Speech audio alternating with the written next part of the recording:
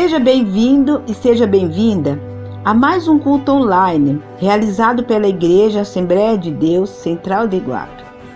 Tenha acesso a todos os nossos conteúdos, também assistindo nossos vídeos no YouTube, compartilhando e glorificando a Deus. Domingo, às 8h30, Escola Bíblica Dominical. E às 17h30, culto de louvor e adoração a Deus. Terça-feira, culto de oração, às 19h. Quarta-feira, culto de ensino da Palavra de Deus, às 17h30. Aos sábados a partir das 18h, culto online.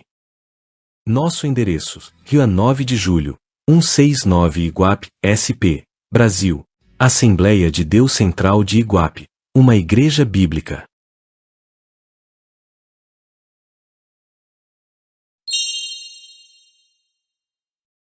A paz do Senhor, que Deus abençoe a todos no nome do Senhor Jesus.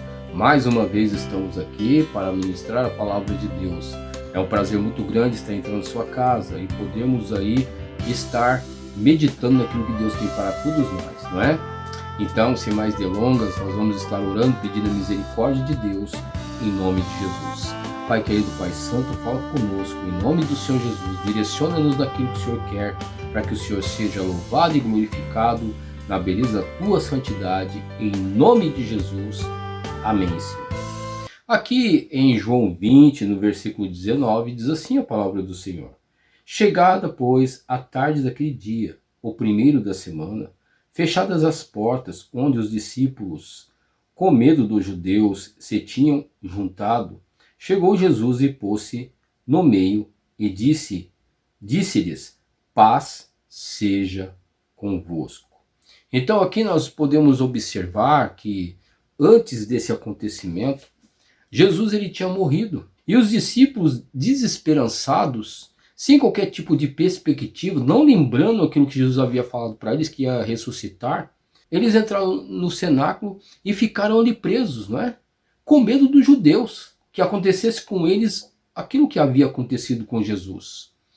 Mas só que Jesus, ele pegou e se apresentou para os discípulos, dizendo, paz seja convosco. Às vezes, meu irmão e minha irmã, nós passamos por vários problemas e várias situações difíceis. Às vezes, nós queremos o quê? Entrar num estado de depressão, querendo nos trancar dentro de nós mesmos. Às vezes, nós vemos lá, que nem em Lucas capítulo 24, onde os discípulos estavam na estrada de Emaús, queremos fugir das coisas, queremos fugir daquele propósito que Deus tem na nossa vida, porque aconteceu alguma coisa, não é? E não é isso que Deus tem para mim e para você. Deus não quer que nós venhamos a fugir ou venhamos entrar num estado de autocomiseração e ficar trancados dentro de nós mesmos, não quero ver ninguém, quero ficar no quarto escuro. Não, não é isso que Deus tem para mim e para você. De forma nenhuma. Ele quer que nós venhamos a desempenhar aquilo que Ele deu para nós. Porque Ele diz aqui para os seus discípulos, paz seja convosco. O Senhor tem paz para você, meu irmão. O Senhor tem paz para você, minha irmã. Eu não sei o que você passou, mas Deus está falando que Ele tem paz para você. Eu não sei se a sua mente está em confusão, não sei se você está sofrendo algum tipo de perseguição, não sei se é alguém que está querendo fazer com que você venha desistir.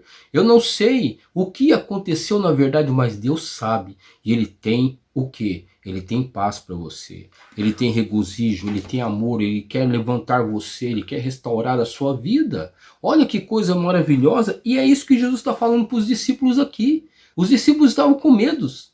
Mas glória a Deus que Jesus apareceu e disse, paz seja convosco. Aqui no versículo de número 20, a palavra do Senhor diz aqui, olha só. E dizendo isso, mostrou-lhes as suas mãos e o lado, de sorte que os discípulos se alegraram vendo o Senhor. O Senhor, Ele dá provas para você, sabe? Que é Ele mesmo.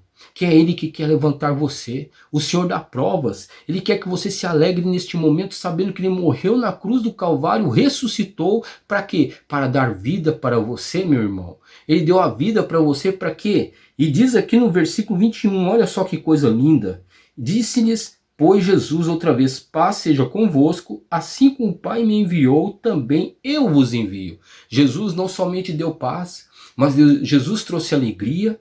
Jesus, ele trouxe o quê? Um novo sentido de vida para os discípulos, né? Porque agora eles iam o quê? Iriam fazer a vontade de Deus, que era pregar o evangelho. Deus tem uma obra profunda na sua vida. Então não desista de Jesus, não desista. Não corra de Jesus indo para longe dele. E também não se tranque, em sua vida, em seu quarto, em seu coração, de jeito nenhum. Olha só o que diz a palavra no 22. Olha, e havendo dito isso, soprou sobre eles e disse-lhes, recebei o Espírito Santo. O Espírito Santo, ele está soprando na sua vida. O Espírito Santo está soprando na sua vida. O Senhor está queimando o seu coração agora. O Senhor, ele está renovando a sua vida neste momento. É só você crer, é só você crer. Eu não sei o que está te abalando, mas você pode orar neste momento e pedir, Senhor, tira essa tristeza do meu coração. Tira isso que está me atormentando no meu coração. Senhor, me dá a tua vida, Senhor, meu Pai, para que eu possa me regozijar, a alegria possa brotar de dentro do meu coração. É interessante um texto que nos faz meditar e refletir, que eu creio que até a continuação de João 3,16 é Isaías 53, não é?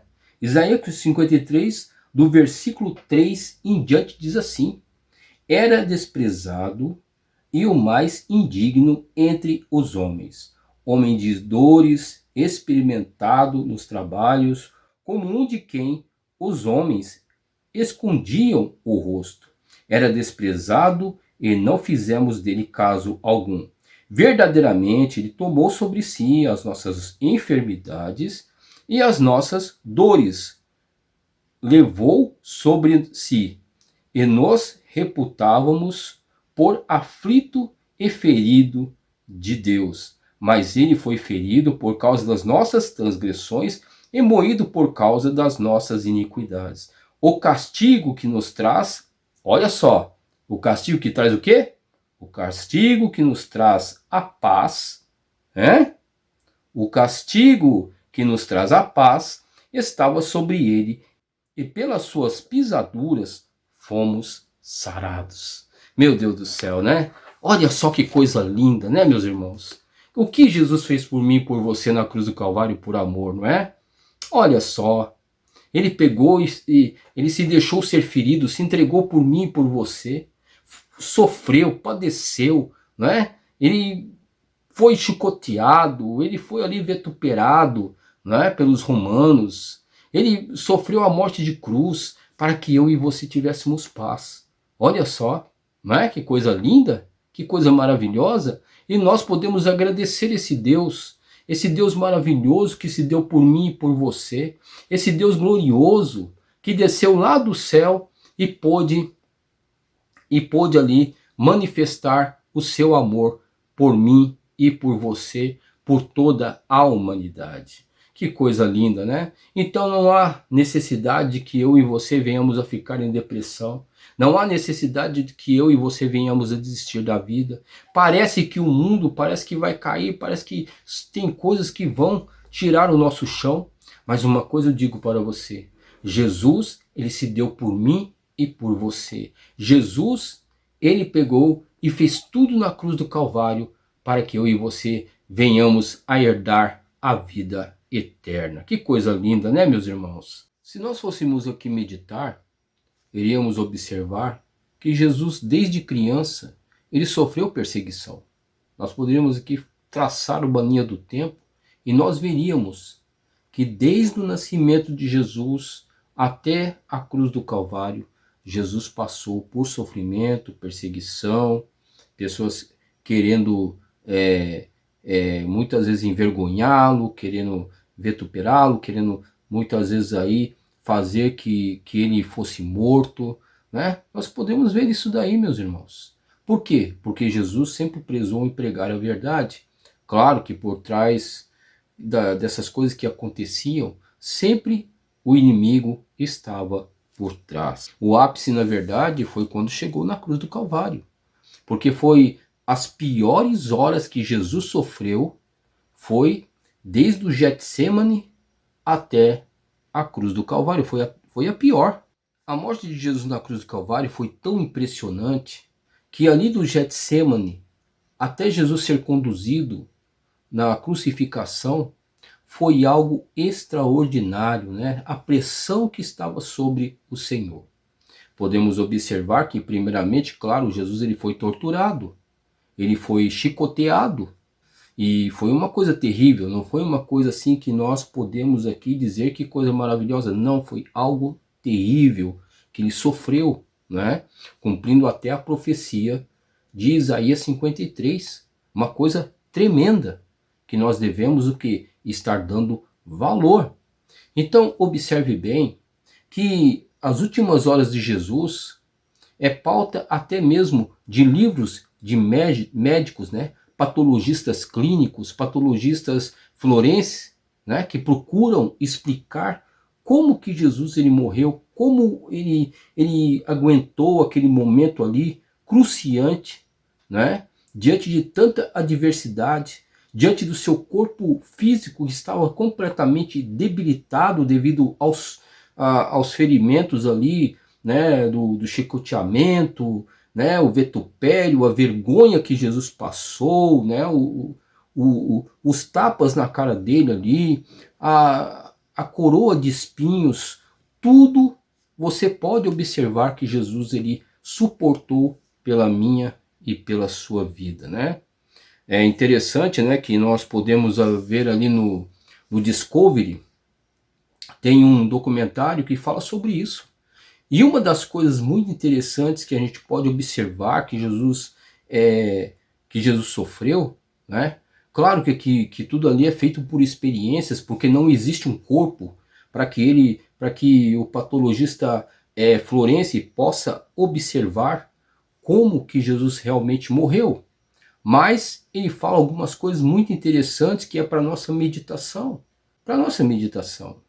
Então ele fala ali que os romanos usavam um chicote, e esse chicote ele tinha em suas pontas pedaços de ossos e também pedaços de metal, na hora de quando pegava nas costas do indivíduo, rasgava totalmente as costas. E ali, observe bem como Jesus sofreu, ensanguentado, ali vituperado, carregando uma cruz que pesava, não a cruz, eles falam que não é totalmente a cruz, mas ele estava carregando que uma trave de mais ou menos 35, 50 quilos, e com aquele corpo totalmente debilitado, ferido, né? Com algum dos seus órgãos até sangrando, veja bem, internamente, ele estava carregando aquela trave, e diz, né, esse legista, diz que de repente Jesus ele pôde até cair com aquela trave.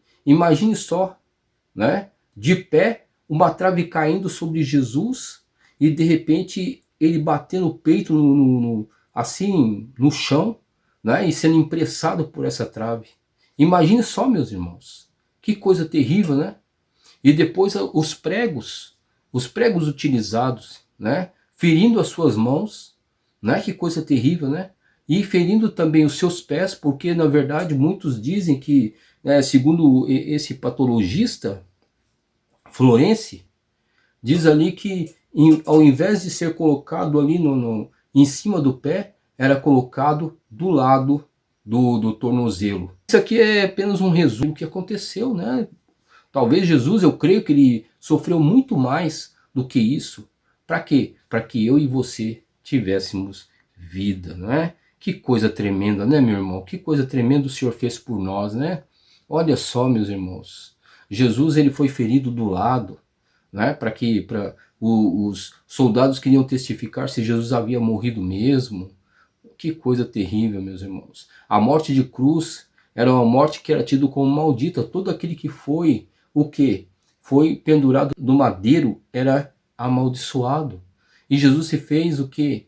Ele se fez maldição por mim e por você, naquela cruz, morrendo naquela cruz, né?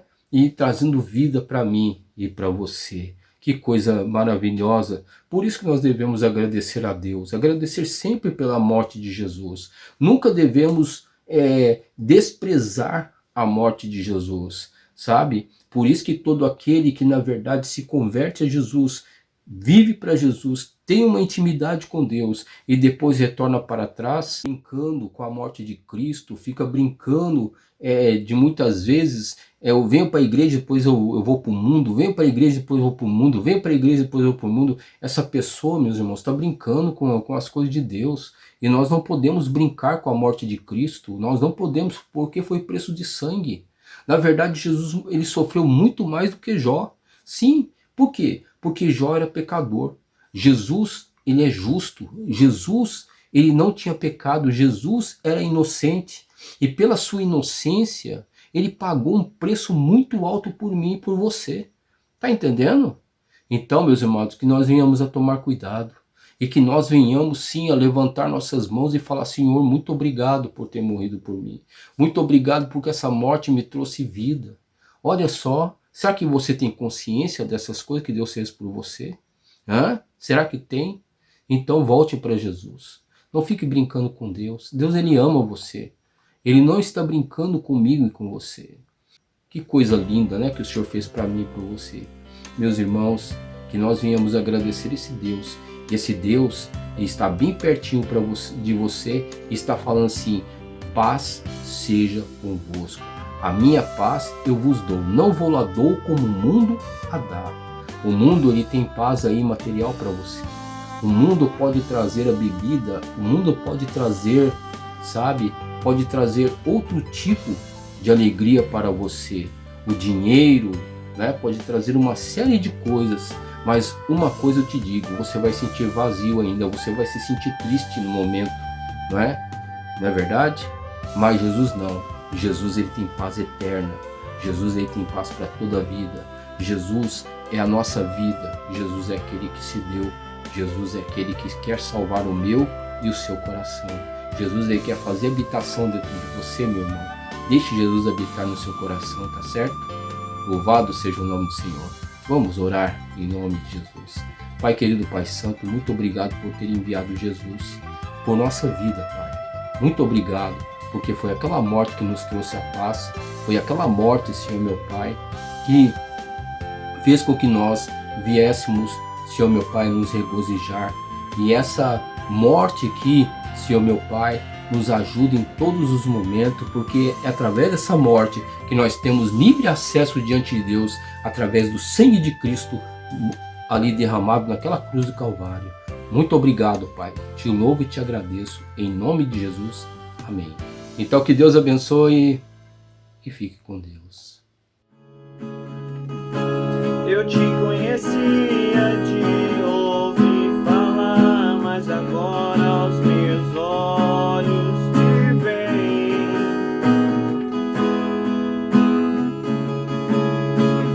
Tão diferente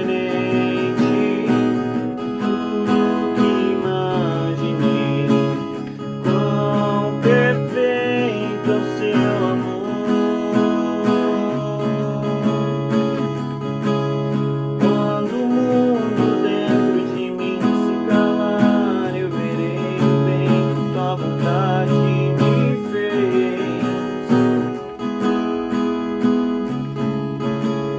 Bem mais excelente que tudo que já desejei. Quão perfeito é o seu amor. Quão perfeito é o seu amor. Que o rosto do Senhor resplandeça sobre ti e tenha a bênção do Senhor sobre a sua vida, sobre a sua família, e fique na graça e na paz do Eterno.